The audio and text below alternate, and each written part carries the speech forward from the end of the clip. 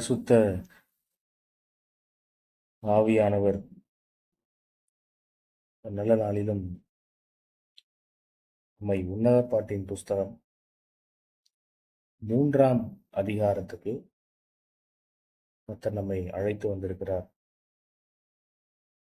நல்ல நாளில கர்த்தருடைய ஆவியானவர்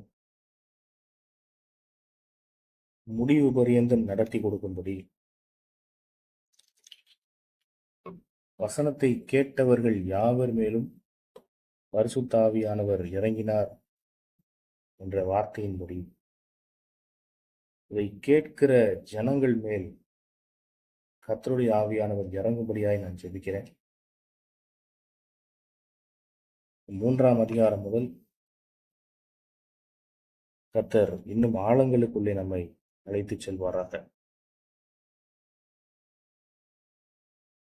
முதல் 2 அதிகாரங்களை வாசித்து இதை தியானித்து முடிக்க கர்த்தர் உதவி செய்தார். வேத புஸ்தகத்தை வழக்கம் போல கையிலே எடுத்துக்கொள்ளுங்கள். நல்ல நாளிலும் தலைகளை தாழ்த்தி தேவ சமூகத்திலே நாமே ஒப்பு கொடுத்து நாம் அர்ப்பணம் செய்வோம். அன்பின் ஆவியானவரே, நீர் எங்கள் மத்தியிலே அசைவாடும் அப்பா, எங்கள் மத்தியிலே அசைவாடும். வசனத்தை பிரசங்கிக்க விடாமல் தடையை உண்டு பண்ணுகிற ஆவிகள், டிஸ்ட்ராக்ஷனை உண்டு பண்ணுகிற ஆவிகள், எல்லா கிரியைகளையும் நான் சுட்டரிக்கிறேன் இயேசு கிறிஸ்துவின் நாமத்தினாலே. பரிசுத்தாவியின் அக்னினாலே நான் சுட்டரிக்கிறேன். எரியட்டும் எல்லா கிரியைகளும். இயேசு கிறிஸ்துவின் ரத்தத்தை அவர்கள் மேல தெளித்து பூமியின் மேல் சத்ருவானவன் இராதபடி அவனை சாம்பலாக்கி போடுவேன் என்று எழுதியிருக்கிற வார்த்தையின்படியே எல்லா அந்தகார வல்லமைகளையும் நான் சுட்டரிக்கிறேன். கடிந்து கொண்டு அவைகளை சபித்து பாதாளத்துக்கு துரத்துறேன். நசரேயனாகிய இயேசு கிறிஸ்துவின் நாமத்தினாலே வசனத்தை கேட்க விடாமல் போராடுகிற ஆவிகள், கனநித்திரையின் ஆவிகள், சிந்தனையை டைவர்ட் பண்ணிவிடுகிற ஆவிகள், சிந்தனையிலே தேவ தூஷணங்களை பேசுகிற ஆவிகள், சிந்தனையை குழப்புகிற ஆவிகள், அவிசுவாசத்தை தூண்டுகிற ஆவிகள், எல்லா சத்ருவின் கிரிகளை நான் கட்டி அவைகளை நிர்மூலமாக்கி இயேசு கிறிஸ்துவின் நாமத்தினாலே சுட்டரிக்கிறேன். எல்லா விரோதமான காரியங்கள் எரியட்டும். வசனத்தை கேட்கிறவர்களுடைய இருதயம் அக்னியாய் பற்றி எரிந்து உமக்குள்ளாய் கலிகூர்ந்து என் மனவாளியே என்று கர்த்தர் அழைக்கிற அந்த அழைப்புக்கு தகுதியுள்ளவர்களாக முடியாது நான் ஜெபிக்கிறேன். மீதமான நேரத்தை நீர் பொறுப்பெடுத்துக் கொள்ளும். எல்லாவற்றையும் தாழ்த்தி இந்த சமூகத்திலே அர்ப்பணம் செய்கிறேன். இயேசு கிறிஸ்துவின் நாமத்தை ஜெபிக்கிறோம் அன்பின் பிதாவே, ஆமேன். கர்த்தருடைய ஆவியானவரின் மூலமாய் கிரியை செய்யும்படி என்னை மறைத்து மீண்டும் ஒரு விசையாய் கர்த்தாவே என்னை உங்களுடைய சமூகத்திலே தாழ்த்துகிறேன். எனக்கு பேச தெரியாத ஆண்டவரே, நீர் என் நாவிலிருந்து பேசும். உன் வாயை மாத்திரம் அசைப்பேன். கர்த்தருடைய ஆவியானவர் நீர் உம்முடைய வார்த்தைகளை என் நாவிலே வைக்கும்படியாய் ஜெபிக்கிறேன். இதை கேட்கிற மக்களுடைய இருதயம் திராட்சை ரசத்தையும் தேனையும் பாலையும் குடித்ததை போல இன்பமாய் மாறட்டும். உடைய நாம மாத்திர மகிமை அடையட்டும். உன்னத பாட்டின் புஸ்தகம் 3ஆம் அதிகாரத்துக்குள்ளாய் நாம் இன்னைக்கு வந்திருக்கிறோம்.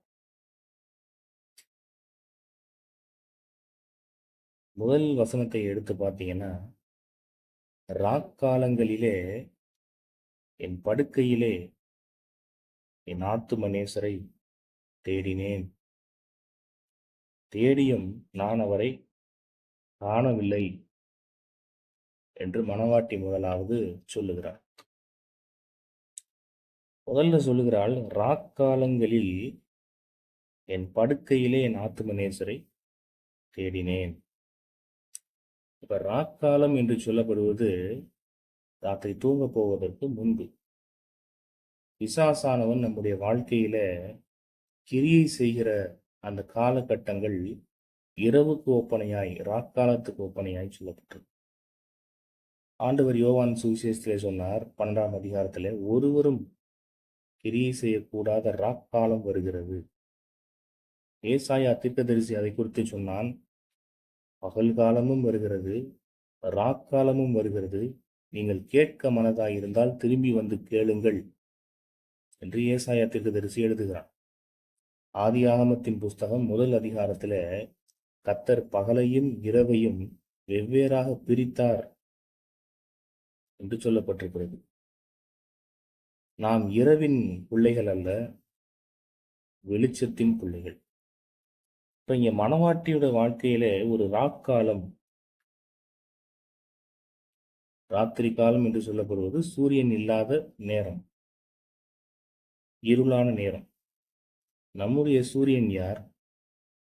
நீதியின் சூரியனாகிய ஆத்துமநேசர் இயேசு கிறிஸ்து. அவர் சில நாட்கள் நம்முடைய வாழ்க்கையில தென்படாமல் மறைந்திருப்பார். அது என்ன காரணம்னு சொல்லி சிலரால் கண்டுபிடிக்க முடியும். சிலர் வாழ்க்கையில, சிலருடைய வாழ்க்கையில கண்டுபிடிக்க முடியாது.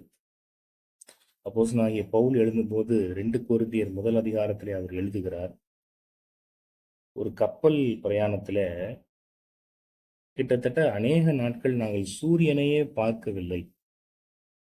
இருளான அந்த நேரத்துல கடலிலே பிரயாணப்பட்டு கொண்டே இருக்கிறோம் என்பதாய் அவர் எழுதுகிறார். அப்ப பாருங்க, ராக்காலம், ராத்திரி எப்படி இருளாய் இருக்கிறதோ, இன்னைக்குதான் எலக்ட்ரிசிட்டி இருக்குது. பண்டைய காலங்களில ஒன்றும் கிடையாது, லாந்தர் விளக்கு தான் ஒன்று. அப்போ இருள் சூழ்ந்த நேரம். அப்ப மணவாளி என்ன செய்கிறாள்? ஆத்துமநேசரை தேடுகிறாள். தேடியும் அவரை கண்டுபிடிக்க முடியல.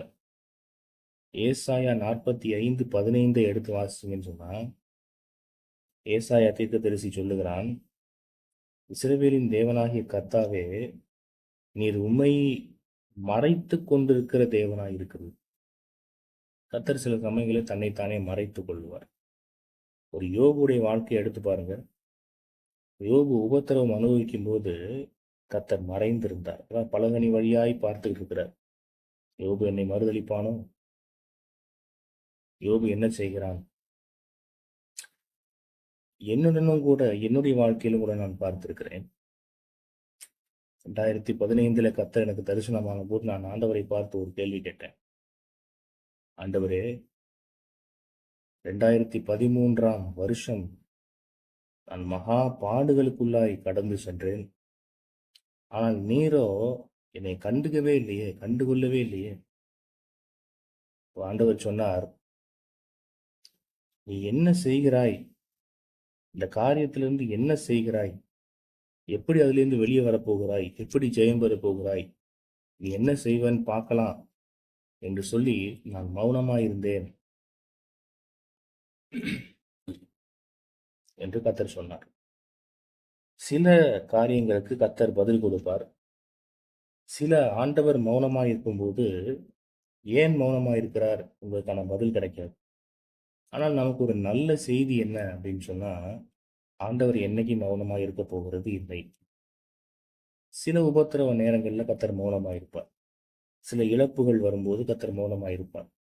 சில வியாதிகள், துன்பங்கள் வரும்போது, நாம் ஜனங்கள் முன்பாக அவமானப்படும் போது கர்த்தர் மௌனமாய் இருப்பார். ஆனால் அந்த மௌனத்தை பார்த்து நாம் நினைச்சிடக்கூடாது, ஆண்டவருக்கு நம்ம மேல் ஒரு அன்பு இல்லை, அவர் நம்மை கைவிட்டு விட்டார் அப்படின்னு சொல்லி நம்ம நினைச்சிடக்கூடாது.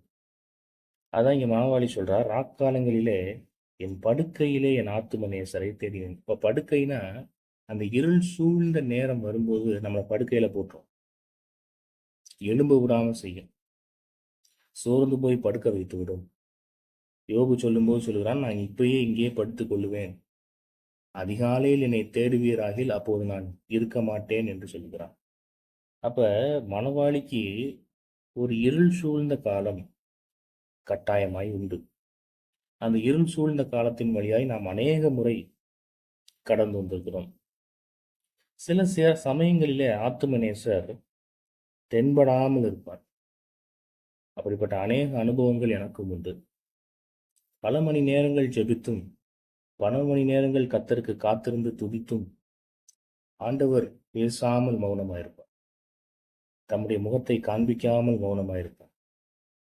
அப்ப அடுத்து சொல்லுகிறாள், நான் எழுந்து நகரத்தின் வீதிகளிலும் தெருக்களிலும் திரிந்து என் ஆத்தும நேசரை தேடுவேன் என்றேன். தேடியும் நான் அவரை காணவில்லை. அவ மணவாளி என்ன செய்கிறாள்? ஆத்தும நேசரை எப்படியாவது கண்டுபிடித்து விட வேண்டும். அப்ப எழுந்திரிச்சு எங்க தேடுறா? நகரத்தின் வீதிகளில் தேடுகிறாள், தெருக்களில் தேடுகிறாள், போய் எல்லார்ட்டையும் கேட்கிறா. என் ஆத்தும நேசரையும் தேடுகிறாள். அப்படி தேடியும் அவரை காணவில்லை. அப்ப ஒருவேளை கர்த்தர் நம்முடைய வாழ்க்கையில மௌனமா இருந்தார்னா, ஒருவேளை பல பரிசுத்தவான்கள் நடத்துகிற ஜெப கூட்டங்களுக்கு போய் நாம் ஆண்டவரை தேடிட்டு அங்கேயும் கர்த்தர் தென்படாமல் மௌனமா இருக்கு. ஒருவேளை நாம் நினைக்கலாம், நம்முடைய ஜெபத்தினால தான், நம்முடைய ஜெபத்தை ஆண்டவருக்கு கேட்க பிடிக்கல போல, இந்த சோ அண்ட் சோ ஊழியக்காரர், அவர் ஒரு தீர்க்கதரிசி, அவர் ஜெபித்தால் ஜெபத்தை கேட்பார் போல என்று நினைத்து கொண்டு அவரிடத்துல போய் நின்று தலையை கொடுத்தோம்னா, அவருடைய ஜெபத்தையும் ஆண்டவர் கேட்க மாட்டார். சில காலம், அந்த இருள் சூழ்ந்த காலம், அந்த ஒரு அனுபவம் நம்முடைய வாழ்க்கையில வரும். கர்த்தர் மௌனமா இருப்பார். ஆனா இந்த மௌனத்துக்கு என்ன காரணம் அப்படிங்கிறத தேவ பிள்ளைகள் தெரிஞ்சுக்கணும்.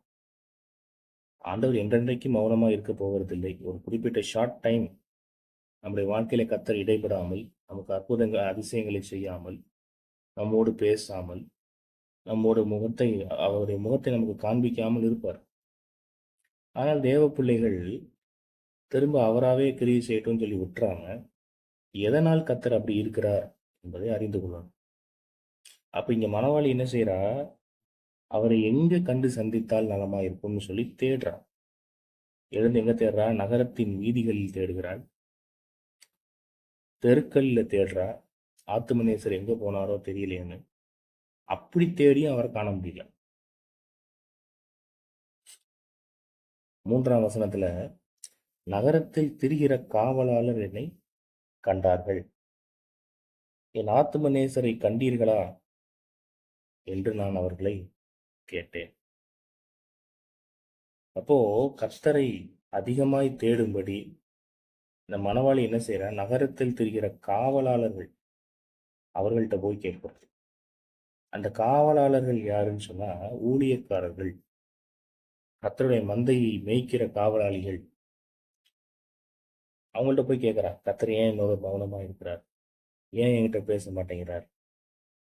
அப்ப இந்த மணவாளியினுடைய அங்கலாய்ப்பு அது. ஒரு ஆகாரை எடுத்துக்கொள்ளுங்கள். ஆகார் பெயர் செபாவின் வனாந்திரத்திலே அலைந்து திரிகிறார். ஆபிரகாம் அவளை அனுப்பிவிட்ட பிறகு. ஆனால் அலைந்து திரிகிற ஆகார் நேசருடைய முகத்தை காண முடிந்தது. கர்த்தர் அவளுக்கு இஸ்மவேலை கொடுக்கிறார். அவனை பெரிய ஜாதியாக்குவேன் என்று சொல்லுகிறார். பாருங்க, எந்த இடத்துக்கு போயும் இயேசு கிறிஸ்துவை கண்டுபிடிக்க முடியாத ஒரு சூழ்நிலை, அவரிடத்திலிருந்து நன்மைகளையும் அதிசயங்களையும் பெற்றுக்கொள்ள முடியாத ஒரு சூழ்நிலை. கொடுமன் கோயிலுக்கு போனா அங்கேயும் கொடுமைன்னு சொல்ற மாதிரி என்னுடைய வாழ்க்கையில அநேக தரம் அது சம்பவித்திருக்கு. அது ஏன்னு தெரியாது. சில சமயங்கள்ல கர்த்தர் ரொம்ப மௌனமா இருப்பார். சில சமயங்கள்ல அவராகவே வந்து பேசுவார். சில சமயங்கள்ல எவ்வளவுதான் நாம் ஜெபித்தாலும் ஒரு வறட்சி இருந்து கொண்டே இருக்கும். ஆண்டவர் பதிலே கொடுக்க மாட்டார். அப்ப கர்த்தர் நம்மை கைவிட்டு விட்டாரோ என்கிறதான ஒரு எண்ணம் மனவாளிக்கு ஏற்படுது. ஆனால் இந்த 3 வசனங்கள் வரைக்கும் மனவாளியினுடைய அந்த அங்கலாய்ப்பு அது ஆண்டவருக்கு தெரியும். அப்ப தம்மை பற்றும் இருதயத்தோடு இருக்கிறவங்களுக்கு தம்முடைய வல்லமையை அவர் விளங்க பண்ணுகிறவர். 4ஆம் வசனத்துல பாருங்க, நான் அவர்களை விட்டு கொஞ்ச தூரம் கடந்து போன உடனே என் ஆத்தும நேசரை கண்டேன். 4வது வசனத்துல ஆத்தும நேசரை மனவாளி கண்டுபிடிச்சிட்டார். ஏன்னு சொன்னா, ஆத்தும நேசர் இரக்கம் உள்ளவர். தம்மை தேடுகிற பிள்ளைகளை அவர் தம்முடைய முகத்தை மறைக்கிறது கிடையாது. உண்மையும் உத்தமத்தோடு நீங்கள் தேடுவீங்கன்னு சொன்னா, இயேசுவே உம்முடைய முகத்தை எனக்கு காண்பியும் என்று உத்தம இருதயத்தோடு அவரை நோக்கி கூப்பிட்டோம்னு சொன்னா, நிச்சயமாய் நம்மோடு முகமுகமாய் கர்த்தர் பேசுவார். நமக்கு தேவையான அதிசயங்களை செய்வார், விடுதலைகளை கொடுப்பார். அப்ப 4ஆம் வசனத்துல பாருங்க, நான் அவர்களை விட்டு கொஞ்ச தூரம் கடந்து போன உடனே என் ஆத்தும நேசரை கண்டேன். அவரை நான் என் தாயின் வீட்டிலும் என்னை பெற்றவளின் அறையிலும் கொண்டு வந்து விடுமட்டும் விடாமல் பற்றி கொண்டேன். ஆத்துமநேசரை கண்டடைவது பெரிய விஷயம் இல்லை. சில நாட்கள் உபவாசித்து கர்த்தருடைய சமூகத்தில் அதிகாலமே நீங்கள் ஜெபித்து ஆண்டவருடைய அழகு முகத்தை தேடினால் நிச்சயமாய் கர்த்தர் தென்படுவார், உங்களோடு பேசுவார். ஆனால் இந்த பாக்கியத்தை தக்க வைத்துக் கொள்ளணும். இதை உங்களுடைய கையிலிருந்து பறிக்கும்படி சத்துரு பல விதங்களிலே போராடும். அப்ப மணவாளிக்கு இங்க இருக்கிற பிரச்சனை என்ன? ஆத்துமநேசரை கண்டுபிடிச்ச பிறகு அவ என்ன சொல்றா? நான் அவரை என் தாயின் வீட்டிலும் என்னை பெற்றவளின் அறையிலும் கொண்டு வந்து விடுகிற வரைக்கும் விடாமல் பற்றி கொண்டேன். தாயின் வீடு என்று சொல்லப்படுகிறது பரலோகம். பெற்றவளின் அறை என்று சொல்லப்படுவது தாயின் தகப்பனுக்கும் மேலான இயேசு கிறிஸ்துவுடைய ஸ்பெஷல் பிளேஸ். மணவாளிக்கு என்று ஆயத்தமாக்கப்பட்டிருக்கிற மகா பெரிய ஸ்பெஷல் பேலஸ். அங்க கொண்டு போய் ஆத்துமநேசரனை விடுகிற வரைக்கும் அவரை விடாமல், நீங்கள் அவரை விட்டுவிட்டால் அவர் உங்களை விட்டு விடுவார் என்று சொல்லி தீர்க்கதரிசி சொல்லுகிறான். அப்ப நம்ம கர்த்தரை விட்டுட்டோம் அப்படின்னு சொன்னா அவர் நம்மளை விட்டுருவார். நாம் கர்த்தரை இறுக்கி பிடிச்சோம் அப்படின்னா தான் அவர் நம்மளை இறுக்கி பிடிப்பார். 2 நாள் ஜெபிக்காம வேதம் வாசிக்காம இருந்து பாருங்க, நம்மோடு இருக்கிற அந்த கர்த்தருடைய கிருபை நம்ம விட்டு விலகி போகும். பழைய ஏற்பாட்டு நியாயப்பிரமாணத்திலே கர்த்தரை இஸ்ரவேல் ஜனங்கள் விட்டு விட்டார்கள். நியாயப்பிரமாணத்தை இஸ்ரவேல் மக்கள் விட்டு விட்டதுனாலதான் அவங்களுக்கு இவ்வளவு வேதனைகள், இவ்வளவு சிறையிருப்புகள், இவ்வளவு அடிமைத்தனங்கள். இஸ்ரவேல் மக்கள் கர்த்தரை உண்மையாய் ஆராதித்திருந்தாங்க அப்படின்னு சொல்லி சொன்னா இஸ்ரவேல் இன்றைக்கு வரைக்கும் கொடி கட்டி பறந்திருக்கும். ஆனால் அவருடைய முற்பிதாக்கள் செய்த அநேக பாவங்களினாலே இஸ்ரவேல் சிதறடிக்கப்பட்டது. அப்ப இங்க மணவாட்டியுடைய பிரச்சனை என்ன? மணவாட்டி ஏதோ ஒரு சமயத்துல ஆத்துமநேசரை என்ன செஞ்சிருக்கிறா? விட்டு விட்டாள். ஆத்துமநேசரை விடாமல் என்ன செய்யணும்? இருதயத்தில் தங்குகிற வெள்ளை போல சென்றாக இருதயத்துல பதித்து வைத்துக் கொள்ளணும். நம்முடைய இருதயத்திலே இயேசு கிறிஸ்துவை வைக்காமல் வேறு ஒன்றை கொண்டு வந்து நம்முடைய இருதயத்துல வைத்தால் அது விக்கிரகம். ஆண்டவர் சொன்னார், என்னை விட மகனையாவது மகளையாவது தகப்பனையாவது தாயையாவது மனைவியையாவது நேசிக்கிறவன் எனக்கு பாத்திரவான் அல்ல. அப்ப கர்த்தரை விட வேறு ஒரு காரியத்தை நாம் நேசித்தோம் அப்படின்னு சொன்னா, ஒரு விக்கிரகத்தை வணங்குவது மாத்திரம்தான், சொரூபத்தை வணங்குவது மாத்திரம்தான் விக்கிரக ஆராதனை என்று இல்லை. ஒரு உதாரணத்துக்கு நான் ஒரு காரியத்தை சொல்லட்டும். எனக்கு நாளைக்கு திருமணம் ஆகுது. என் மனைவிக்கு என்னை அதிக முக்கியத்துவம் நான் கொடுக்கிறேன். கர்த்தரை விட அவளை அதிகமாய் நேசிக்கிறேன். கர்த்தருக்கு கொடுக்க வேண்டிய முதலிடத்தை விட அவளுக்கு முதலிடம் கொடுக்கிறேன் என்று சொன்னால் நான் ஒரு விக்கிரக ஆராதனைக்காரன். இயேசு கிறிஸ்துவை போல சிலை வைத்து சொரூபம் வைத்திருந்தால் மற்ற அந்நிய தெய்வத்தின் சிலை சொரூபங்களை வைத்திருக்கிறவன் மாத்திரம் விக்கிரக ஆராதனைக்காரன் இல்லை. இயேசுவை விட, கத்திரித்துவ தெய்வத்தை விட வேறு எந்த விஷயத்தை நம் இருதயத்தில் அதிக முக்கியத்துவம் கொடுத்து வைத்திருக்கிறோமோ அதுவே விக்கிரக ஆராதனை.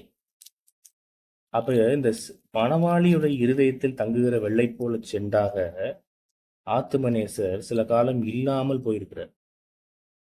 அதான் இங்க திரும்பி சொல்றா, நான் பரலோகத்துக்கு கொண்டு போய் என் தாயின் வீட்டிலும் என்னை பெற்றவளின் அறையிலும் கொண்டு போய் அவர் என்னை விடுற வரைக்கும் அவர் நான் எப்படி பற்றி கொள்ளுவேன்? விடாமல் பற்றி கொள்ளுவேன். நாம் விடாமல் கர்த்தரை பற்றி கொண்டா மட்டும்தான் பரலோகம் போக முடியும். ஆண்டவர் சுவிசேஷத்துல சொன்னார், முடிவு பரியந்தம் நிலைத்து நிற்கிறவனே ரட்சிக்கப்படுவான். இயேசு கிறிஸ்துவை ஏற்றுக்கொள்வது என்பது ரட்சிப்பு தான். ஆனால் இந்த ரட்சிப்பு பரிபூரணப்படும். பரிபூர்ணம் எப்ப படும்? இங்க கண்ணை மூடி கர்த்தருடைய ராஜ்யத்துக்கு போற வரைக்கும் கர்த்தரை விட்டு பின்வாங்கிடக்கூடாது. லாஸ்ட் மினிட்ல நரகத்துக்கு போறவன் எத்தனையோ பேர். அந்த ஒரு கள்ளன் பரலோகத்துக்கு போயிட்டான் என்பதனால கடைசி நேரத்துல கர்த்தருடைய ராஜ்யத்துக்கு போக முடியும் என்கிற அந்த மனப்பால் குடிக்கிற ஆட்டிடியூட் நம்மகிட்ட இருக்கவே கூடாது. அது இந்த கள்ளனுக்கு ஒர்க் அவுட் ஆச்சு, நமக்கு ஒர்க் அவுட் ஆகும் கேரண்டி கிடையாது. அப்ப அவரை இறுதி வரை விடாமல் பற்றிக்கொள்ளும். ஏதாவது ஒரு இடத்துல ஒரு தீமை செய்து அவரை விட்டுட்டோம்னு சொன்னா அவர் விலகி போய் விடுவார். திரும்ப அவரை கூப்பிட்டுட்டு வர்றதுக்குள்ள நம்ம உயிர் போயிடும். நமக்கு அதை ரொம்ப பிரயாசம் எடுத்து தான் அவரை கூட்டிட்டு வரணும். அவர் சமூகத்துல அழுது கெஞ்சி உபவாசம் பண்ணி மன்றாடி. அப்ப எனக்கு தெரிந்த நிறைய பிள்ளைகள், தேவ பிள்ளைகள், கர்த்தரை நல்ல ஆண்டவரோடு நடந்த பிள்ளைகள் இன்றைக்கு கர்த்தரோடு இல்லை. அப்ப ரட்சிப்பு நிறைவேற நாம் என்ன செய்யணும்? பிரயாசப்பட வேண்டும். இயேசு கிறிஸ்துவை ஏற்றுக்கொண்டேன், ஞானஸ்நானம் பெற்றேன், திருவிருந்தில் பங்கு கொள்றேன், ஆலயத்துக்கு போறேன், காணிக்கை கொடுக்கிறேன், அந்த பெரிய ஊழியக்காரங்களுடைய மீட்டிங்ஸ் அட்டன் பண்றேன், அது அல்ல ரட்சிப்பு. அது நம்மை பரலோகத்துக்கு கொண்டு போகாது. கடைசி வரைக்கும் கர்த்தரோடு நடக்கிற அந்த நடை. ஆதியாகமம் 5:24 ஏனோக்கு தேவனோடு சஞ்சரித்து கொண்டிருந்தான். அப்ப 24 மணி நேரம் கர்த்தரோடு சஞ்சரிக்கிற அந்த கிருபை. அப்படி இருக்கிற ஒருத்தன் தான் பரலோகத்துக்கு போக முடியும். நாம் நினைச்ச உடனே கர்த்தருடைய ராஜ்யத்துக்கு அவ்வளவு சுலபமாய் போய்விட முடியாது. அப்ப இங்க மணவாளி என்ன சொல்றா? ஆத்துமநேசரை திரும்ப கண்டதே ஒரு செகண்ட் சான்ஸ். ஆண்டவர் திரும்ப மறுவாய்ப்பு கொடுக்கிறவர் தான். ஆனால் கொடுத்த மறுவாய்ப்பை தவற விட்டுறக்கூடாது. திரும்ப பாவம் செஞ்சு அதுல ரொம்ப கவனமா இருக்கணும். கர்த்தரோடு இருக்கிற அந்த தொடர்பு அந்துடக்கூடாது, கட்டாயிடக்கூடாது, கனெக்ஷன் கட்டாயிடக்கூடாது. இப்போ ஒரு தடவை கட்டானது உண்மை. நாம் ஏதோ ஒரு தீமை செஞ்சு ஆண்டவரோடு இருக்கிற அந்த ஐக்கியம் அறுக்கப்பட்டது உண்மைதான். ஆனால் உண்மையாய் மனம் திரும்பும்போது ஆண்டவர் மறுபடியும் அதை புதுப்பிச்சு நமக்கு தர வல்லவராக இருக்கிறார். இன்றைக்கு இதை கேட்டுக்கொண்டிருக்கிற தேவஜனமே, இதை கேட்டுக்கொண்டிருக்கிற பிள்ளைகளே, நீங்கள் ஒருவேளை அபிஷேகத்தை இழந்து போயிருப்பீங்கன்னு சொன்னா இன்றைக்கு கர்த்தருடைய ஆவியான ஒரு சமூகத்துல உங்களை தாழ்த்தும். ஆண்டவரே, நான் இந்த தீமைக்கு இடம் கொடுத்ததுனால என் மேல் ஊற்றப்பட்ட அந்த நலத தைலம், அந்த அபிஷேக தைலத்தை, அந்த ஆனந்த தைலத்தை இழந்து போனேன். மீண்டும் ஒரு விசை எனக்கு கிருபையாய் இறங்கும் என்று நீங்கள் மன்றாடும் போது அந்த இழந்து போன அபிஷேகத்தை மறுபடியும் கர்த்தர் உங்களுக்கு ரெட்டிப்பாய் கொடுப்பார். ஒரு சிம்சோனுடைய வாழ்க்கையை எடுத்துக்கொள்ளுங்கள். அவன் கர்த்தரோடு நடந்தவன், பரிசுத்த ஆவியானவரோடு சஞ்சரித்தவன். ஆனால் என்றைக்கு அவன் வேசி வீட்டில் போய் ஐக்கியப்பட்டானோ, சிம்சோனுடைய கதை அன்னையோடு முடிய ஆரம்பிச்சது. கர்த்தருடைய ஆவியானவர் சிம்சோனை விட்டு விலகி போனார். ஆனால் சிம்சோனை பொறுத்த வரைக்கும் அவன் மறு வாய்ப்பு கேட்டான், அது கொடுத்தார். மீண்டும் அவன் பரலோகம் வந்து சேர மட்டும் விடாமல் பற்றி கொள்ள வாய்ப்பு இருந்தது. ஆனாலும் சிம்சோனுடைய ஜீவன் அவன் பலிஸ்தரோடு கூட சாகட்டும் என்று சொல்லி தன்னைத்தானே மாய்த்து கொள்ளுகிற ஒரு அவல நிலையை பிசாசு கொண்டு வந்துட்டான்.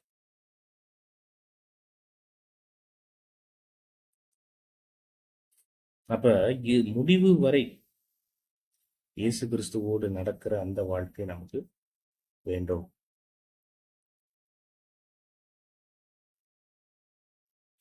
5ஆம் வசனத்துல சொல்றார். 5ஆம் வசனத்திலே மணவாட்டி சொல்லுகிறாள், எருசலேமின் குமாரத்திகளே, எனக்கு பிரியமானவளுக்கு மனதாக மட்டும் நீங்கள் அவளை. இப்ப பாருங்க, 5ஆம் வாக்கியத்துல எருசலேமின் குமாரத்திகளே, எனக்கு பிரியமானவளுக்கு மனதாக மட்டும் நீங்கள் அவளை விழிக்க பண்ணாமலும் எழுப்பாமலும் இருக்கும்படி வெளிமான்கள் மேலும் வெளியின் மறைகள் மேலும் உங்களை ஆணையிடுகிறேன். ஆண்டவர் சொல்றாரு, எனக்கு பிரியமானவளுக்கு மனதாக மட்டும். அப்படின்னா, வளருவதற்கு கர்த்தர் நேரம் கொடுக்கிறார். இன்றைக்கே நீ பரலோகத்துக்கு ஆயத்தப்பட வேண்டும். இன்றைக்கே முழுவதுமாய் நீ இருக்க வேண்டும் அப்படின்னு இல்ல. ஒரு தவறு செஞ்சுட்டோம் அப்படின்னா, அதுக்காக உடனே கர்த்தர் நம்மை அடித்து விடுகிறவரும் அல்ல. இப்ப சொல்றாரு, எனக்கு பிரியமானவளுக்கு மனதாக மட்டும் அவளை எழுப்ப வேண்டாம். அப்ப நமக்கே ஒரு பிரியம் வரணும். நமக்கே ஆண்டவரை தேடுகிற ஒரு மனது வர வேண்டும். அது வரைக்கும் கர்த்தர் என்ன செய்வார்னா காத்திருப்போம். அதான் ஏசாயா 40:31 உங்களுக்கு இறங்கும்படி கர்த்தர் காத்திருப்பார். நாம் கர்த்தருக்கு காத்திருக்கிற அனுபவம் ஒண்ணு இருக்கு. ரெண்டாவது கர்த்தர் நமக்கு காத்திருக்கிற அனுபவம் ஒண்ணு இருக்குது. ஆண்டவர் நம்மை ஒப்பு கொடுக்க காத்திருப்பார். அவர் சித்தத்தின்படி செய்ய காத்திருப்பார். என்றைக்கு அவன் மனம் திரும்புகிறான் பார்ப்போம் அப்படின்னு காத்திருப்பார். அப்ப இந்த காரியங்கள் தான் ஒருத்தங்க தூங்குறாங்க அப்படின்னா அவங்களை எழுப்ப வேண்டாம், அவங்களாவே எந்திரிக்கட்டும் அப்படிங்கிறது போல ஆண்டவர் சில நேரங்கள்ல நம்முடைய வளர்ச்சி கிறிஸ்துவுக்குள்ளாய் நாம் பூரணப்படுவதற்கு டைம் கொடுக்கிறார். You take your own time. இன்றைக்கே நீ பெரிய மோசேயை போல ஆகணும் அப்படின்னு கர்த்தர் வற்புறுத்துவது இல்லை. ஆனால் பாவம் செய்யக்கூடாது, பரலோக மேன்மை இழந்துடக்கூடாது. ஆனால் நம்மை நாமே பரிசுத்தப்படுத்தி கொண்டே இருப்பதற்கு ஆண்டவர் என்ன செய்யறாரு? டைம் கொடுக்குறாரு. ஏன்னா மனுஷன் அப்படின்னா தவறுகள் கட்டாயமா இருக்கும் வாழ்க்கையில. ஒரு தவறு செஞ்சிட்டோம் அப்படிங்கறதுக்காக கர்த்தர் நம்மை வெறுத்து விட மாட்டார், நம்மை ஒதுக்கி விடவும் மாட்டார். எப்படி தூங்குறவங்க எழுப்ப வேண்டாம், அவங்களாவே எந்திரிக்கட்டும்னு சொல்றது போல ஆண்டவர் சொல்றாரு, let my pride grow in me. எனக்குள்ளே என் மணவாளி வளரட்டும். எப்படி ஆணையிடுறாரு? வெளிமான்கள் மேலும் வெளியின் மறைகள் மேலும் ஆணையிடுகிறார். அப்ப வெளிமானும் வெளிமறையும் யாரு? தான் இயேசு கிறிஸ்து. அது தம்முடைய நாமத்தை குறித்து அவர் ஆணையிடுகிறார். அவர் எவ்வளவு ஜென்டிலோ அதுபோல ஜென்டிலா ஆணையிடுகிறார். அதாவது சீஷர்கள் சொல்றாங்க, ரபி, நம்மை பின்பற்றாத ஒருவன் உம்முடைய நாமத்தினாலே அநேக பிசாசுகளை துரத்துவதை நாங்கள் பார்த்தோம், பார்த்து அவனை தடுத்தோம். ஆண்டவர் சொல்றாரு, அவனை தடுக்க வேண்டாங்கிறார். ஏன் தடுக்க வேண்டாம்? நமக்கு விரோதியா இராதவன் நம்முடைய பட்சத்தில் இருக்கிறான் அப்படிங்கிறார். அப்ப அவனை தடுக்க வேண்டாம் என்று சொன்னவர், அவனும் வளரட்டும், அவனும் கிறிஸ்துவை ஏற்றுக்கொள்ளட்டும், அவனுக்கு என்னிடத்தில் வருகிறதுக்கு என்னைக்கு மனசு வருதோ அது வரைக்கும் அவன் கொஞ்சம் கொஞ்சமாய் வளரட்டும் என்று சொல்லி சான்ஸ் கொடுக்கிறார். அப்ப ஜென்டிலா கட்டளை கொடுக்கிறார். அவளை எழுப்ப வேண்டாம். வெளிமான்கள் மேலும் வெளியின் மறைகள் மேலும் உங்களை ஆணையிடுகிறேன். கடிந்து ஆணையிடாமல், நீ இன்னைக்கே மனம் திரும்பி ஆகணும், நீ இன்னைக்கு ஏற்றுக்கொள்ளணும்னா உன்னை தூக்கி நரகத்தில் எரிஞ்சிருவேன், அப்படி கடுமையாய் கர்த்தர் பேசாமல் ஜென்டிலா பேசுறார். வளர்ந்து வா, என்னை பின்பற்றி வா. பேதுருவை பார்த்து சொன்னார், என்னை பின்பற்றி வான்னு சொன்னார். பேதுரு மறுதலித்து போனார்.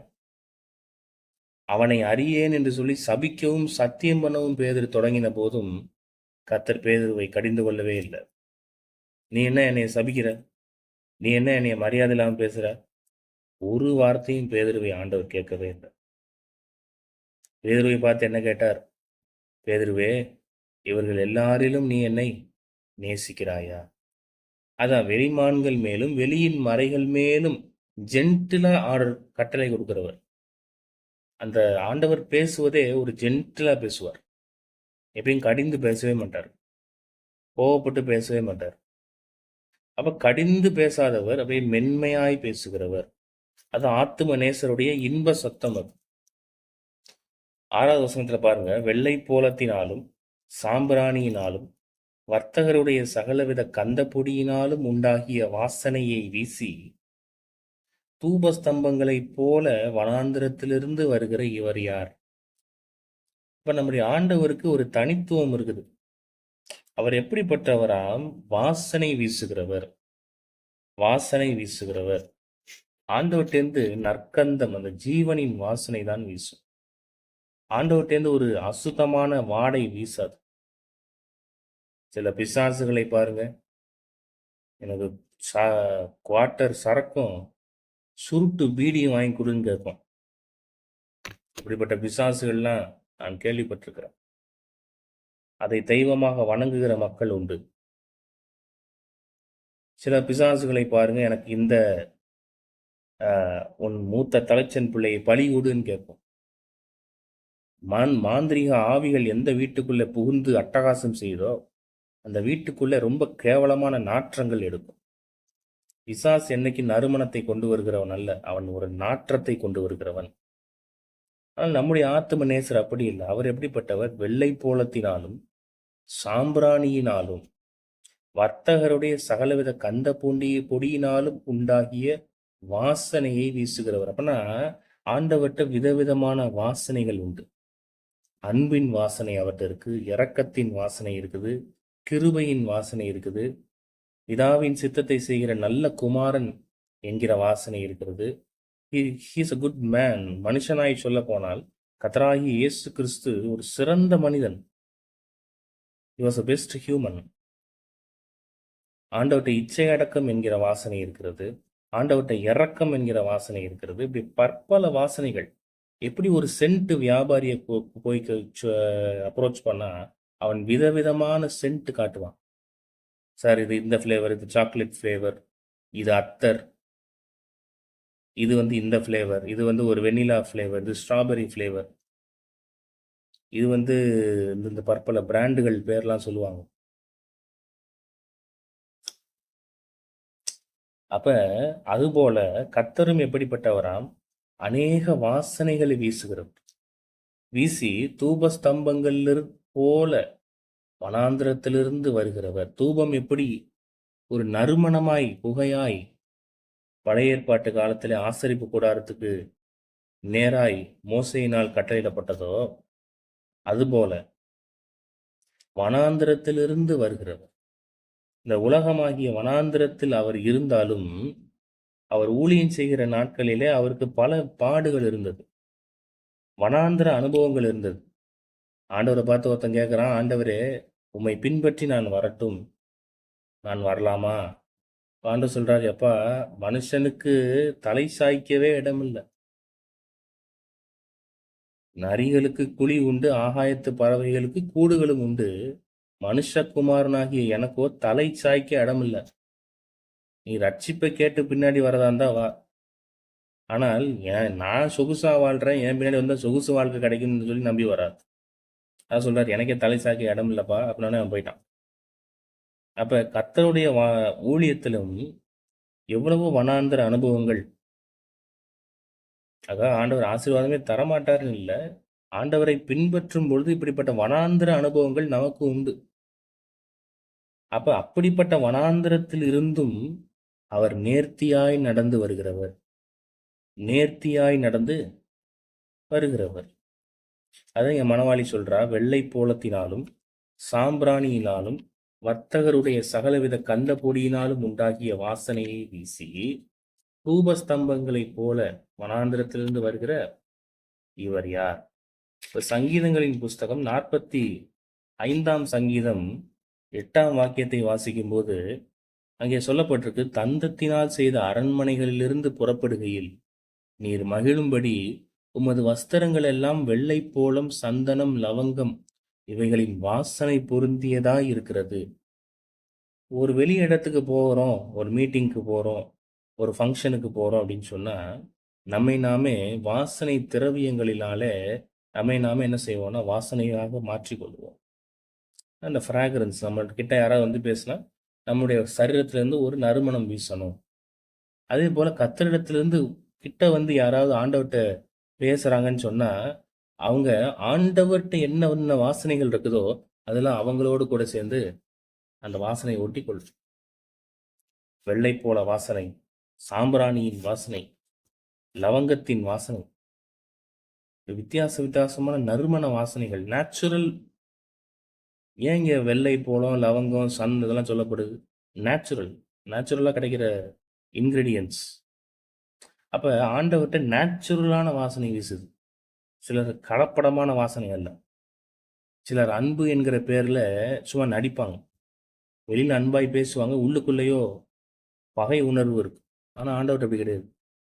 கர்த்தர் உள்புற இருதயத்திலும் அன்புள்ளவர். அவர் பேசுகிற வார்த்தையிலும் அன்புள்ளவர். ஆண்டவர் ஒரு சின்ன கரைதிரை கூட ஆண்டவர்ட்ட கிடையவே கிடையாது. அவ்வளவு இன்பமானவர். அப்ப இயேசு கிறிஸ்து பிறந்தபோதும் எப்படி அந்த சாஸ்திரிகள் என்னென்ன கொண்டு வந்தாங்க? வெள்ளை போளத்தை கொண்டு வந்தாங்க. பொன்னை கொண்டு வந்தாங்க. தூப வர்க்கங்களை கொண்டு வந்தாங்க. அப்ப இதற்கு அடையாளமாய் அதை அவங்க நிறைவேற்றுறாங்க. 7ஆம் வசனத்துல, இதோ சாலமோனுடைய மஞ்சம், இஸ்ரவேலின் சௌரியவான்களில் 60 சௌரியவான்கள் அதை சுற்றி நிற்கிறார்கள். அப்ப நான் ஏற்கனவே சொன்னேன், சூலமித்தியால சாலமோன் நேசித்துட்டு அவன் என்ன செய்கிறான்? திரும்பி வந்து உன்னைய கல்யாணம் பண்ணுவேன்னு சொல்லிட்டு போயிட்டான்.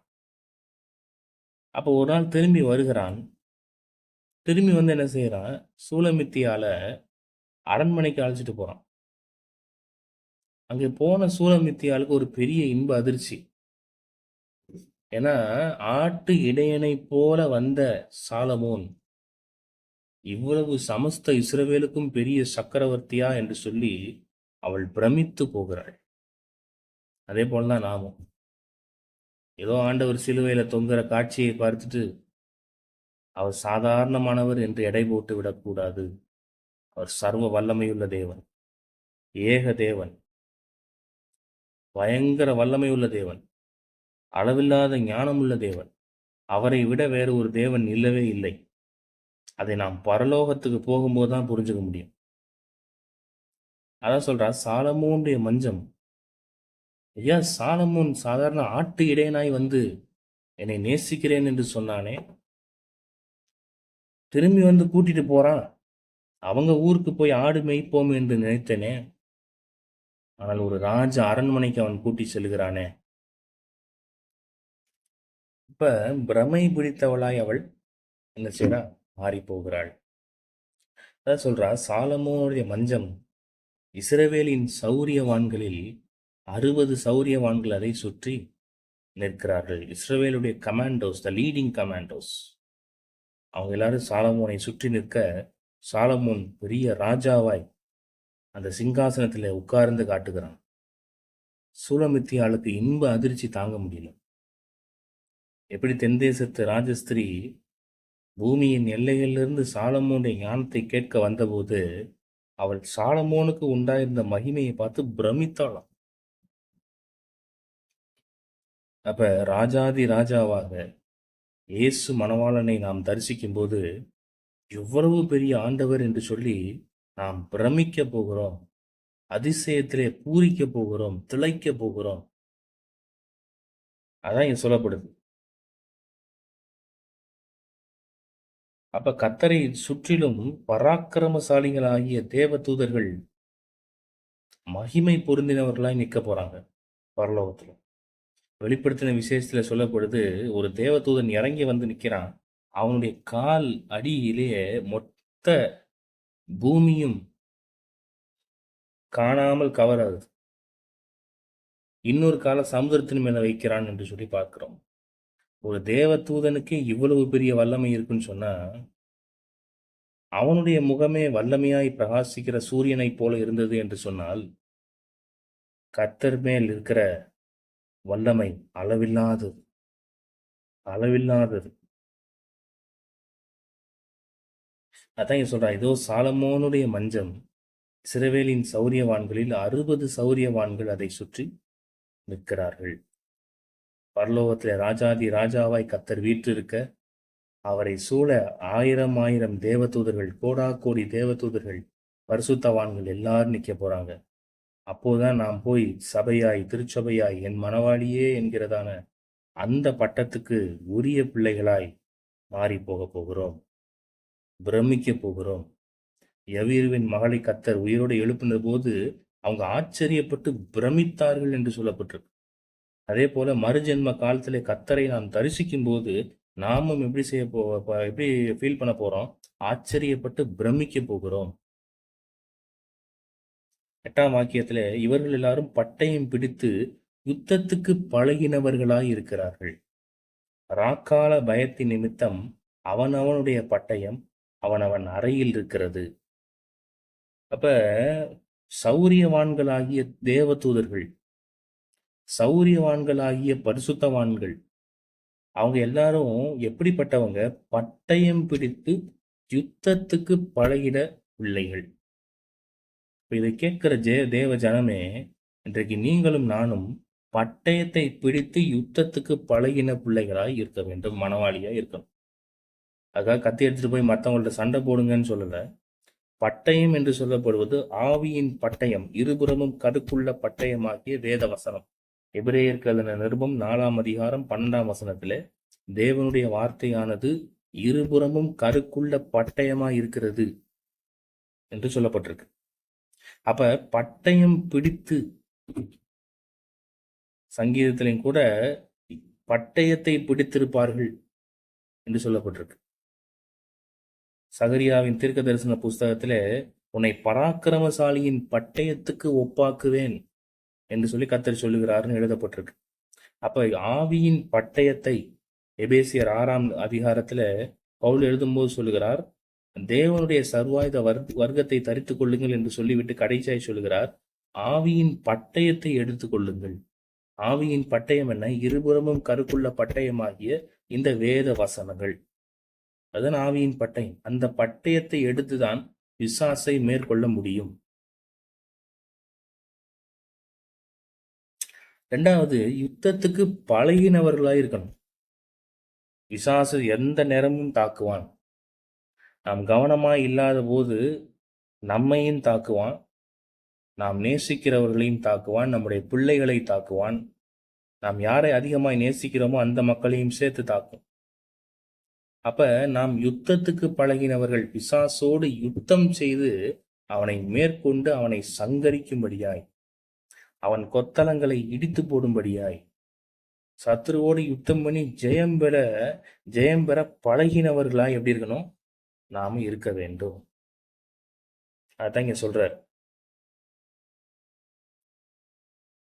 9ஆம் வசனம், சாலமோன் ராஜா தனக்கு லீபனோனின் மரத்தினால் ஒரு ரதத்தை பண்ணுவித்தார். சாலமோன் ராஜா என்ன செய்கிறான்? ஒரு ரதத்தை பண்றான். அதை லீபனோன் மரத்தினாலே செய்கிறான். அதன் தூண்களை வெள்ளியினாலும், அதன் தட்டை பொன்னினாலும், அதன் ஆசனத்தை இரத்தாம்பரத்தினாலும் பண்ணுவித்தார். அதன் உட்புறத்திலே எருசலேமின் குமாரத்திகளின் நிமித்தம் நேசம் என்னும் சமுக்காலம் விரித்திருந்தது. அப்ப சாலமோன் ராஜாவுக்கு ஒப்பனையாய் இருக்கிற இயேசு மகாராஜா, அவனிலும் பெரியவராகிய ஆத்துமனேசர் என்ன செய்யறாரு? லீபனோனின் மரத்தினால் ஒரு ரதத்தை பண்ணுவிக்கிறார். அந்த ரதம் தான் என்ன? திருச்சபையாகிய சூலமித்தி. இந்த ரதம், அந்த ரதத்தை கர்த்தர் செய்கிறார். பிலிப்போவை பார்த்து பரிசுத்த ஆவியானவர் சொன்னார், நீ வேகமாய் ஓடி அந்த ரதத்துடனே சேர்ந்து கொள். ஏன்னா கந்தாகிய மந்திரி ரதத்திலே பிரயாணப்பட்டு போறான். ரதத்துக்குள்ளே இருக்கிற கந்தாகிய மந்திரியை கர்த்தர் ரதம் என்று வர்ணிக்கிறார். ஏன் ரதம்? வேகமாய் ஓடுகிறோம். பூமிக்குரிய காரியத்துல மாத்திரம் ஓடல, பரலோகத்தை நோக்கியும் நாம் வேகமாய் என்ன செய்து கொண்டிருக்கிறோம்? ஒவ்வொரு நாளும் ஓடுகிறோம். பவுல் எழுதும்போது சொல்றான், கிறிஸ்துவை நோக்கி தேவன் வைத்த பரம அழைப்பின் பந்தய பொருளுக்காக லக்கை நோக்கி நான் தொடர்ந்து ஓடுகிறேன். அப்ப இந்த கிறிஸ்தவ ஜீவியத்தில் நாம் ஓடுகிறோம். ஓடுகிற நம்மை கர்த்தர் ரதத்துக்கு ஒப்பனையாய் சொல்லுகிறார். ரதமாகிய சூலமித்தி, மற்ற ரதங்களை கர்த்தர் விழப்பண்ணுகிறவர். சிலர் ரதங்களையும் குதிரைகளையும் குறித்து மேன்மை பாராட்டுகிறார்கள். அது உலக காரியமான ரதங்கள், உலக காரியங்களான உலக மக்கள், உலக மேன்மையை பெற்ற ரதங்கள். அதனால பிரயோஜனம் இல்லை. ஆனால் நம்மை கர்த்தர் எப்படி செய்கிறார்? லீபனோனின் மரத்தினால் ஒரு ரதத்தை பண்ணுவித்தார். நாம் சாதாரண காட்டு மரங்கள் அல்ல. காட்டு மரங்களாய் இருந்த நம்மை கர்த்தர் எப்படி மாத்திருக்கிறார்? லீபனோனின் மரமாய் மாத்திருக்கிறார். ஏன்னா நான் போன பைபிள் ஷீட்லயே சொன்னேன், மனுஷன் மரத்துக்கு ஒப்பனையாய் சொல்லப்பட்டிருக்காங்க. அப்ப கர்த்தர் சாதாரண காட்டு மரமாய், ஆகாத மரமாய் இருந்த நம்மள லீபனோனின் மரத்தால் மாத்திருக்கிறார். மரத்தை போல மாத்திருக்கிறார். அந்த லீபனோன் எதற்கு அடையாளம்? செழிப்பதற்கு அடையாளம். சங்கீதம் 92ல நீதிமான்கள் லீபனோனில் உள்ள கேதுருவை போல செழிப்பார்கள் என்று சொல்லப்பட்டிருக்கு. அப்ப சாதாரண மரமாய் இருந்த நம்மை கர்த்தர் எப்படி மாத்துறாரு? லீபனோனின் மரமாய் மாத்தி அந்த மரத்தை கொண்டுதான் ரதமாக செதுக்கிறார். இந்த ரதம் தான் பறக்க போகுது மேல. அந்த ரதமாகிய திருச்சபை தான் பறக்க போகுது. சூலமித்தி தான் பறக்க போகிறாள். இப்போ சூலமித்தியை எப்படி செய்யறாரு? சாதாரண மரமாய் இருந்த நம்மை லீபனோனின் மரமாய் மாற்றி அந்த லீபனோனின் மரத்தை தான் ரதமாக செய்கிறார்.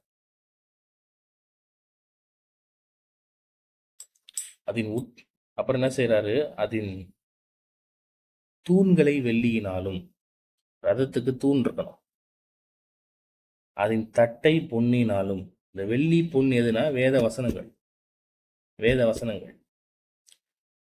அதன் தூண்களை வெள்ளியினாலும் அதன் தட்டை பொன்னினாலும். வெள்ளி என்று சொல்லப்படுவது வேத வசனத்தை வாசிப்பது. பொன் என்று சொல்லப்படுவது வேத வசனத்தை வாசிக்கிறது மாத்திரமல்ல, அதை தியானிக்கிறது மாத்திரமல்ல, அதன்படி ஜீவனத்தை கட்டுவது, அதன்படி வாழ்வது. அதான் வெள்ளியும் பொன்னும். அதன் தூண்களை வெள்ளியினாலும் அதன் தட்டை பொன்னினாலும் அதன் ஆசனத்தை ரத்தாம்பரத்தினாலும் பண்ணுவித்தார். அப்ப திருச்சபைக்கு ஃபவுண்டேஷனே வசனம். அதன் தூண்களாய் பவுல் எழுதும்போது எழுதுகிறான், நீங்கள் சத்தியத்துக்கு தூணும் ஆதாரமுமாய் இருக்கிறீர்கள். அப்ப திருச்சபையாகிய சூலமித்திய எதுதான் தூணா வைக்கிறாரு? வசனம் என்கிறதா அடிப்படை தூண் திருச்சபைக்கு. அடுத்து வசனத்துக்கு பேஸ்மெண்ட் என்ன போடுறாரு? பொன்னினால் பேஸ்மெண்ட் போடுறாரு. இப்ப தூண்களை வெள்ளியினால் போடுறாரு, தட்டை பொன்னினால் செய்கிறார், அதன் ஆசனத்தை ரத்தாம்பரத்தினால் பண்ண வைக்கிறார். அந்த ஆசனம் ரத்தாம்பரத்தினால் செய்யப்பட்டால்தான் இயேசு மகாராஜா உட்காருவார். இரும்புலையோ குத்துற மாதிரி ஒரு சேர் போட்டா நம்மளால உட்கார முடியாது, உடம்பு வலிக்கும். அப்ப திருச்சபையிலே ஆசனம் எப்படி இருக்கணும்? இயேசு கிறிஸ்து தான் அந்த திருச்சபையிலே வந்து அமர வேண்டும். திருச்சபையில யார் யார் வந்து அமர்கிறார்கள்? எத்தனையோ திருச்சபைகள்ல அரசியல்வாதிகளை கூப்பிட்டு, சினிமா நடிகைகளை கூப்பிட்டு சாட்சி சொல்ல வைத்து, சினிமா துறையில் இருக்கிற என்டர்டெய்னிங் பீப்புளை கொண்டு வந்து அவர்களை திருச்சபையில் அமர வைத்துக் கொண்டிருக்கிறார்கள். பிரசங்கமும் செய்ய வைக்கிறாங்க. அது கொடுமை. அப்ப யாருதான் திருச்சபை ஆகிய சூலமித்தியில வந்து உட்காரணும்? இயேசு மகாராஜா தான். அந்த இயேசு கிறிஸ்து உட்கார, ஆத்துமநேசர் உட்கார்றதுக்கு ஆசனம் எப்படிப்பட்டதா இருக்கணும்? ரத்தாம்பரத்தினால் அந்த சீட்,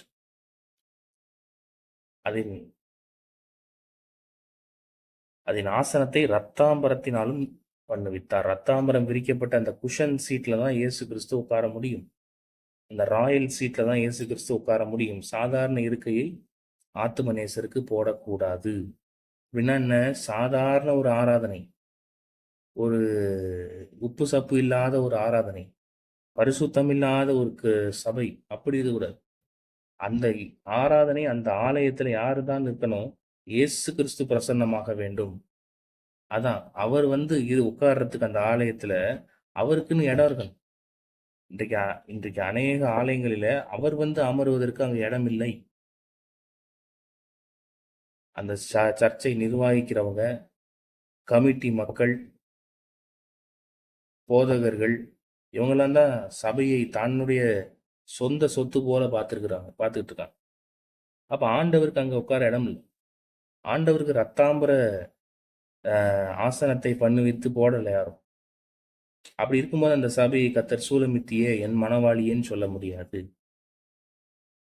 அப்ப சொல்றாரு, அதன் உட்புறத்திலே எருசலேமின் குமாரத்திகளின் நிமித்தம் நேசம் என்னும் சமுக்காலம் விரித்திருந்தது.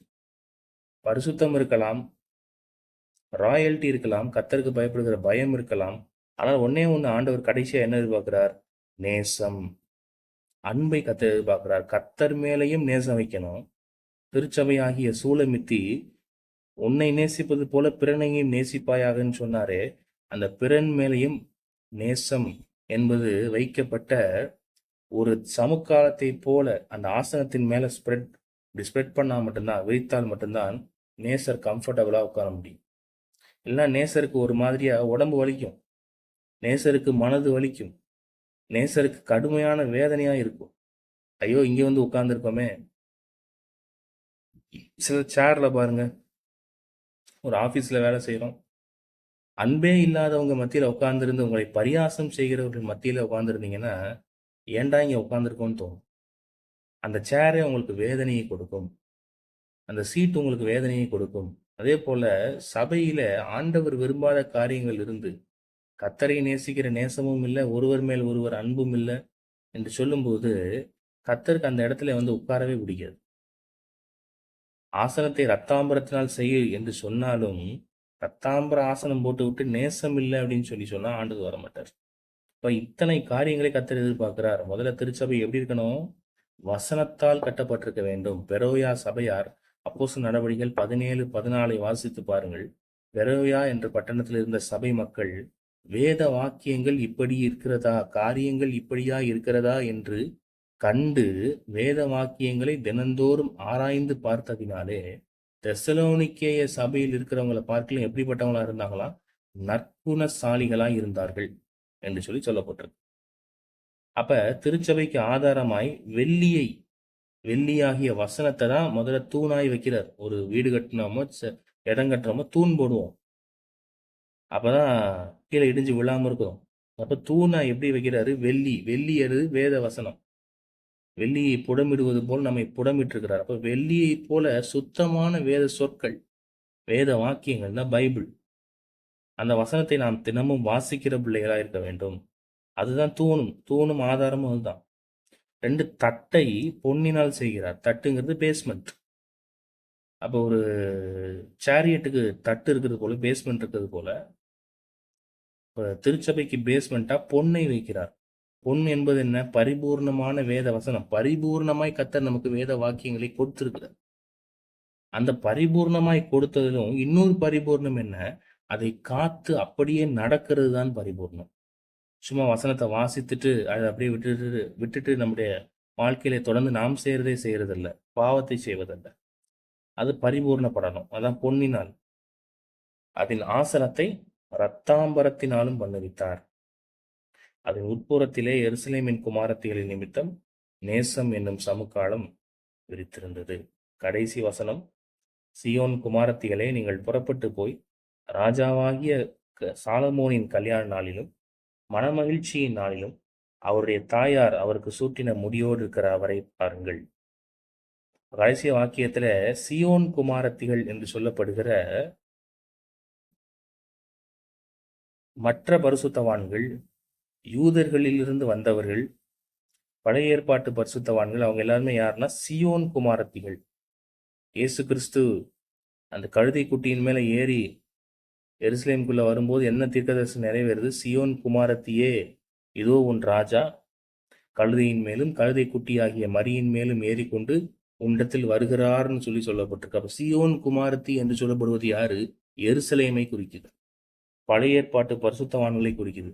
புதிய ஏற்பாட்டிலும் இப்ப இருந்து இயேசு கிறிஸ்துவுக்குள் மனவாட்டியாய் மாறாமல் அதுக்கு முந்தின ஸ்டேஜிலேயே இருக்கிறவங்களை குறிக்குது.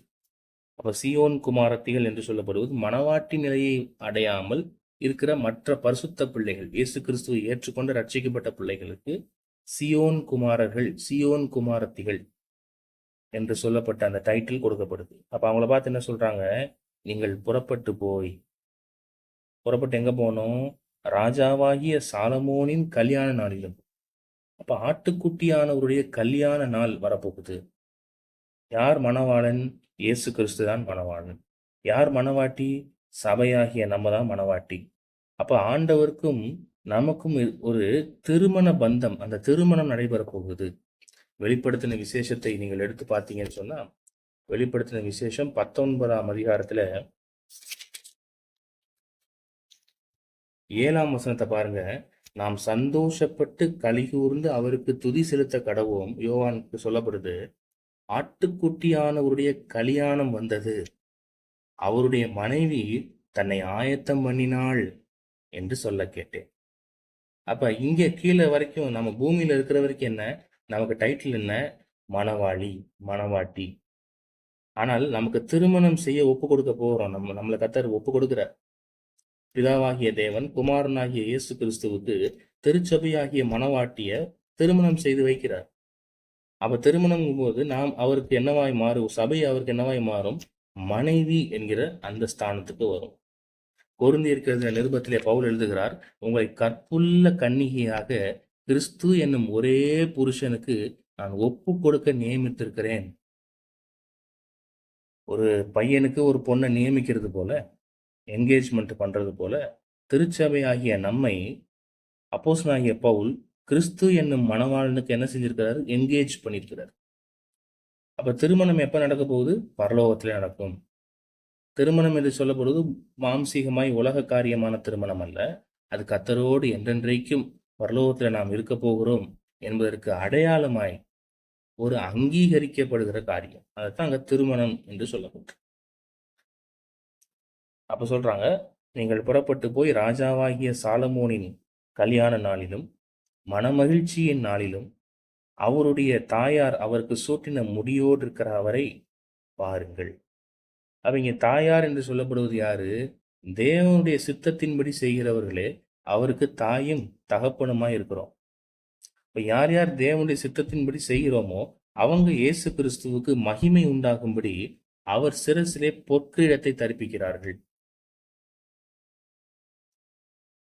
பிலிப்பு நிருபத்துல, பிலிப்பியருக்கு எழுதின நிருபத்துல அந்த பிலிப்பி சபையை பார்த்து பவுல் சொல்றாரு, நீங்கள் எனக்கு சந்தோஷமும் கிரீடமும் ஆனவர்கள். You are my joy and my crown அப்படின்னு எழுதுறார். அப்ப சந்தோஷமும் மகிமையும் இயேசு கிறிஸ்துவுக்கு ஒரு கிரீடத்தை போல பெற்றுக் கொடுக்கிறவர்கள் யார்? அவருடைய சித்தத்தின்படி செய்த ஊழியக்காரர்கள். அப்ப அந்த கிரீடத்தை கர்த்தர் அணிந்து கொண்டு ஆத்தும மணவாளனாய் அங்கே நின்று கொண்டிருக்கிறார். சபையாகிய சூலமித்தி நாம அங்க போகிறோம். அவருக்கு மனைவியாய் திருச்சபை மாறப்போகிறது. இந்த வேத வாக்கியங்கள் எல்லாம் உங்களுக்கு புரிந்திருக்கும் என்று நம்புகிறேன். இதோடு சாலமோனின் உன்னதப்பாட்டு 3ஆம் அதிகாரம் நிறைவு பெறுகிறது. கர்த்தருடைய பெரிய கிருபையினாலே தொடர்ந்து இனி வருகிற நாட்களிலே மிச்சம் இருக்கிற அதிகாரங்களையும் நாம் பார்க்க போறோம். கர்த்தர் உங்களை ஆசீர்வதிப்பாராக. God bless you.